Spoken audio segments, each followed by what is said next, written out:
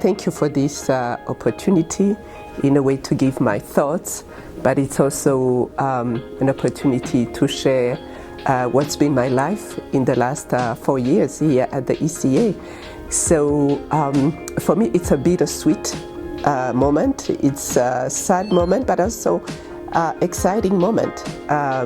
Sad because I'm leaving an organization where I spent 4 years, and the people, what we produce, what we bring to the continent. So it's a bit sad that I'm leaving this continent, but it's also exciting and sweet, bittersweet, as I said, because I am going to other challenges, even though at the global level in New York, even though I will continue to interact to some extent with ECA. How ECA has evolved, that's a very interesting question for the last 4 years. You know, I arrived during a time where actually it was a phase of implementation of major reforms. To a certain extent, I came here to implement a number of major reform streams that ECA had already initiated, I think about 2 years before my arrival. So, and now I'm leaving at a time when a new wave also of reforms are already taking place, but now taking into account and to consideration, I would say, in the global context and regional context of Agenda 2063 and the global context of the SDGs. I think I have seen ECA evolving and embracing the role of a think tank. That's a very positive thing, because I remember very well the many discussions that we had in 2015 and 2016 at the senior management level, where there were a lot of questions actually around the think tank role of ECA and whether actually it was the right approach in terms of the work that we were doing, and especially in the way that ECA was being viewed and assessed as a think tank at the global level. So now with the reform of the Secretary General Guterres, I think it's very clear that we are a think tank. We have to be a think tank. And I think many colleagues now have embraced this role. And I think the challenge really now for ECA is really to continue demonstrating effectively in terms of the research and the analytical work that we do to support these two agendas, 2063, 2030, and making sure that it's not just research that stays in academic circles or among actually development agencies or actually in the shelves of ECA.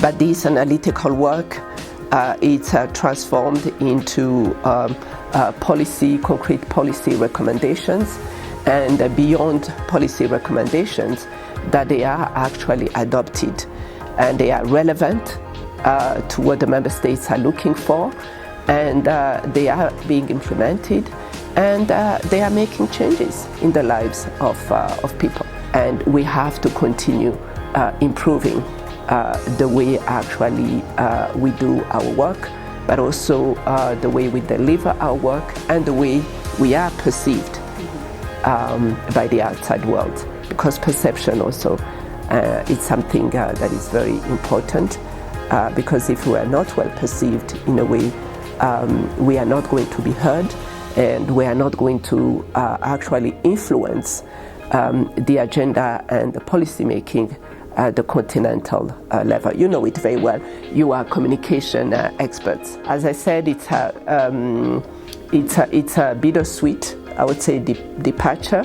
It's sweet because and exciting because I am going I'll be at the center of this SG agenda of the UN reform on the development and management operational side.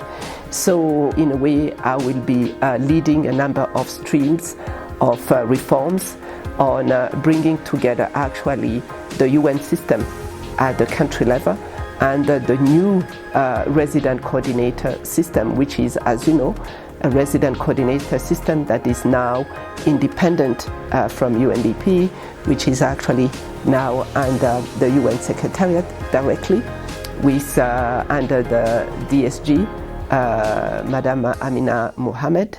So it's really to put in place all the systems and mechanisms, both in terms of the substantive work of the resident coordinator systems, but also in terms of how they will interact with governments, with the UN system, with the partners, how they will work actually with regional entities.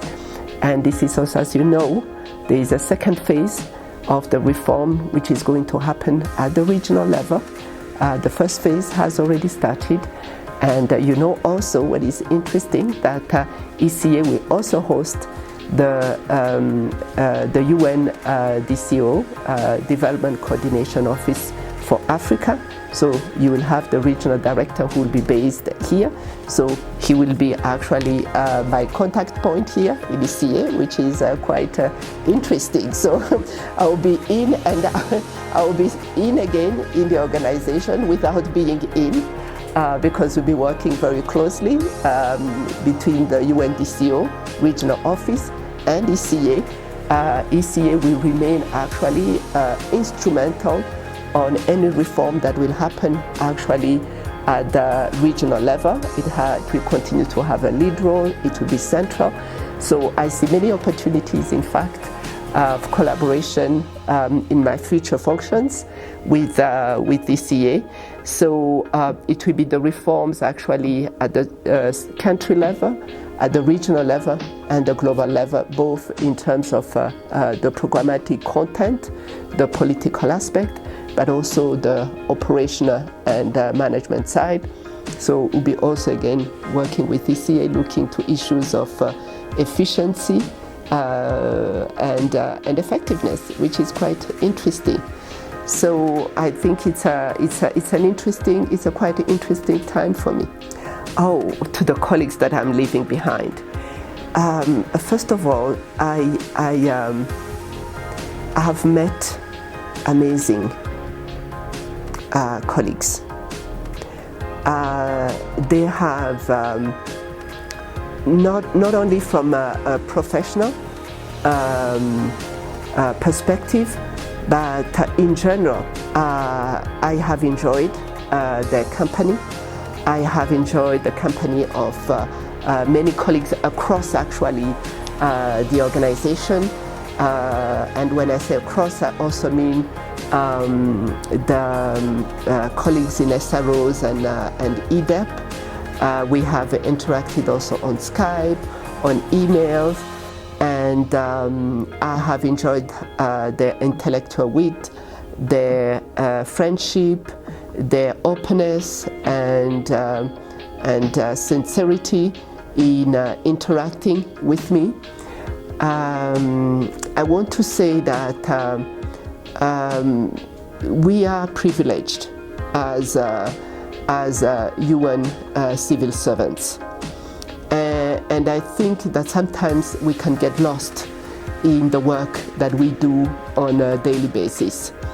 And we can get lost and forget how privileged we are in terms of both the conditions of work, but also being privileged to serve the whole continent. So I think it's very important for all of us to keep that in mind from a professional perspective, that we have to give our best, that there are high expectations from this continent, that we are the continent that is still lagging behind, the continent with the largest number of poor in terms of extreme poverty.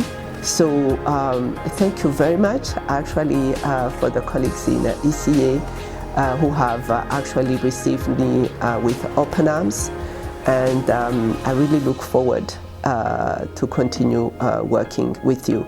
I really want to say that the ECA is an intellectual powerhouse, and I think it's important that we get the message out there but it doesn't have to be, it can't be just a message. It has to be demonstrated through the work that we do. And keep up the good work. Thank you.